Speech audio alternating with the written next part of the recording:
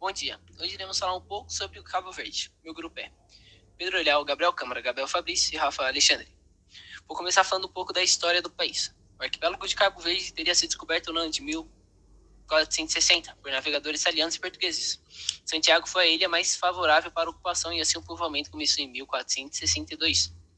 Dada sua posição estratégica nas rotas que ligavam entre a Europa, a África e o Brasil, as ilhas serviram de entreposto comercial e de aprovisionamento, com particular destaque no tráfico de escravos, sendo o arquipélago tornou-se um centro de concentração e dispersão de homens, plantas e animais.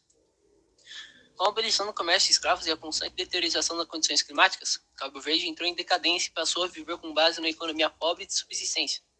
Os europeus livres e escravos da costa africana fundiram-se num só povo, o cabo-verdiano, com uma forma de se viver muito própria e crioulo emergiu como idioma da comunidade maioritariamente mestiça. A bandeira do Cabo Verde tem um retângulo azul simbolizando o mar e o céu, que envolve as ilhas.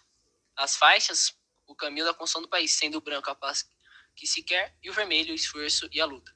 Por último, as estrelas representam as 10 ilhas que compõem o arquipélago. Bom, agora eu vou falar um pouco da fauna e da flora do Cabo Verde.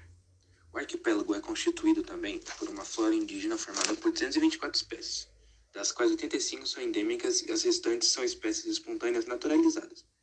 Enquanto a fauna indígena engloba espécies de recifes de corais, moluscos, artrópodes, entre parênteses, insetos, crustáceos e aracnídeos, peixes, répteis e aves, e provavelmente algumas espécies de mamíferos marinhos.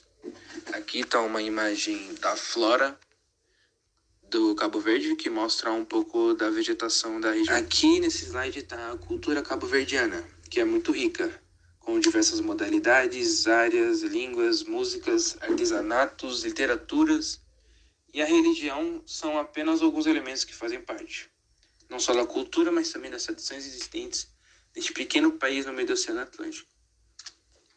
Aí aqui está uma imagem da diversidade de alimentos, aqui no caso é uma feira, também tem a diversidade de pessoas e etnias. Aqui é a taxa de mortalidade infantil, que é no total de 21,1 mortes a cada 1.000 nascimentos. E esses dados são de 2018, porque eu não consegui achar um atual.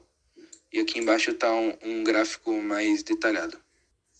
Bom, eu fiquei com a parte da população, e a população de Cabo Verde é de 436.821 habitantes, e um pouco mais de um quarto dos habitantes tem de origem africana, e uma pequena minoria tem origem branca. A língua oficial é o português, mas as pessoas falam bastante uma língua mista chamada crioulo, cabo-verdiano, que mescla o português com dialetos africanos. A maioria da população é católica e mora em áreas urbanas. Eu também trouxe alguns pontos turísticos, que são Salinas de Pedra de Lume, Deserto de Viana, Buracona, Olho Azul e Museu dos Naufragos. Agora eu vou falar um pouco da culinária de Cabo Verde. Cabo Verde é um país africano com muita influência portuguesa e brasileira na culinária. E eu vou falar um pouco dos pratos mais consumidos lá, que é os frutos do mar, que lá tem uma grande variedade de camarões, peixes, lulas, polvos. Também tem crustáceos como siri, caranguejo. E outro prato que eu vou falar é de café da manhã, é o cachupa. Ele é bem parecido com o baião de dois, mas feito com milho de canjica e é acompanhado por ovos e linguiças fritas.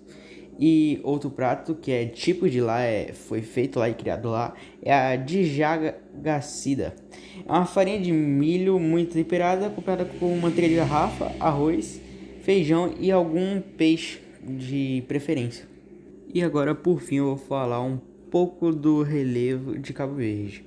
Cabo Verde é um país muito conhecido pelo seu arquipélago, que apresenta formas e relevos bastante diversificados, tendo cada ilha a sua especificidade.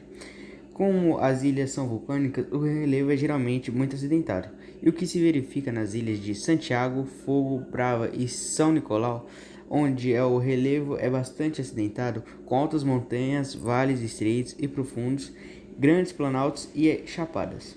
Porém, nas ilhas orientais, Sal, Boa Vista e Maio, a superfície é relativamente plana, com pequenas elevações e circuncidadas por extensas praias marítimas.